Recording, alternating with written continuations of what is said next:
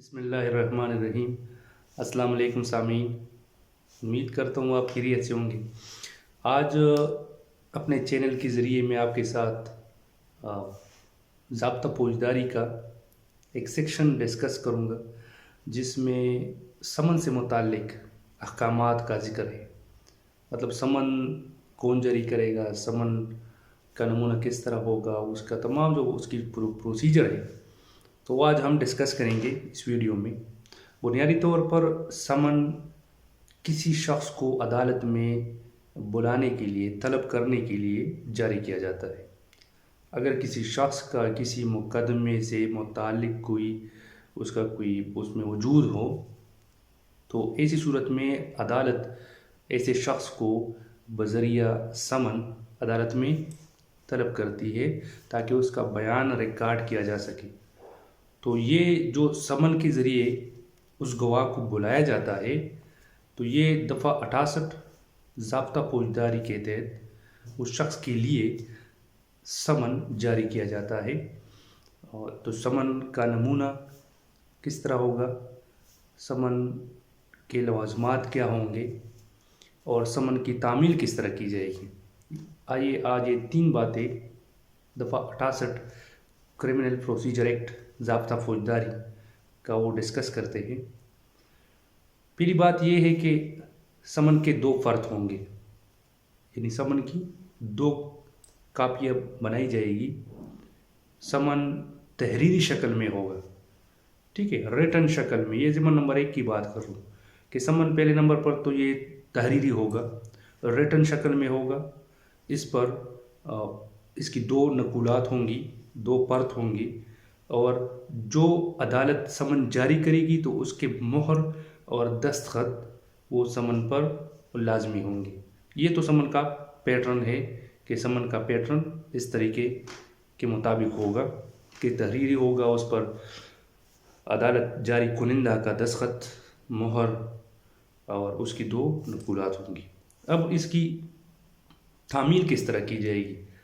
تعمیل یا تو پولیس افسر کے ذریعے کی جائے گی، یا جو عدالت ہے جس نے سمن جاری کیا ہے تو اس کے کسی عملے، کسی افسر کے ذریعے سمن کی تعمیل کی جائے گی، یا کسی بھی سرکاری ملازم کے ذریعے سمن کی تعمیل کی جا سکتی ہے۔ تو سرکاری ملازم کی تعریف کو دیکھنے کے لیے پھر آپ نے دفعہ 21 تعزیرات پاکستان کو دیکھنا ہے، اس کو سننا ہے، اس کو سمجھنا ہے، جو کہ میرے چینل پر اس کی ویڈیو آلریڈی موجود ہے کہ کون سے اشخاص وہ سرکاری ملازمین کی تعریف میں شامل ہے۔ اور اس کے علاوہ لوکل اسپیشل لا کے قوانین میں بھی اختیارات ہر قانون میں وہ دیے جاتے ہیں سرکاری ملازم کو۔ تو پھر اس کے لیے آپ نے دفعہ 21 تعزیرات پاکستان دیکھنا ہے۔ تو پولیس افسر بھی کر سکتا ہے سمن کی تعمیل، عدالت اجرا کا کوئی بھی افسر وہ بھی کر سکتا ہے سمن کی تعمیل، اور اس کے علاوہ کوئی بھی سرکاری ملازم جس کو سمن کی تعمیل کی غرض سے سونپا جائے تو وہ بھی اس کی تعمیل کر سکتا ہے۔ اب اس میں یہ تو 2 ضمن دفعہ 68 میں تھے۔ اب اس میں ایک شرط ہے کہ اگر جو نالشی ہے، جو مستغیث ہے، جو کمپلینٹ کنندہ ہے، درخواست کنندہ ہے، اگر وہ شخص استدعا کرے کہ میں خود اپنے گواہ پر سمن کی تعمیل کرنا چاہتا ہوں، یا ملزم شخص، ٹھیک ہے، ملزم وہ یہ درخواست کرے کہ میں خود اپنے گواہ پر سمن کی تعمیل کرانا چاہتا ہوں، تو مجسٹریٹ اگر مناسب سمجھے تو ایسے نالشی، مستغیث، مدعی یا ملزم کے درخواست پر ان کے ذریعے بھی گواہ کی سمن کی ان کے ذریعے تعمیل کرا سکتا ہے۔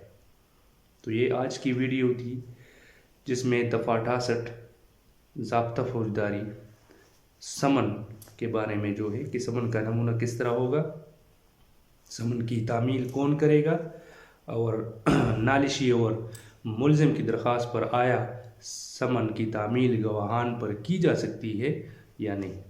امید کرتا ہوں آج کے اس ویڈیو سے آپ سمن کے بارے میں سمجھ گئے ہوں گے۔ اگلی ویڈیو میں سمن کی تعمیل کے بارے میں پڑھیں گے کہ اس کی تعمیل کس طرح ہوگی۔ تعمیل کا طریقہ کار کس طرح ہوگا۔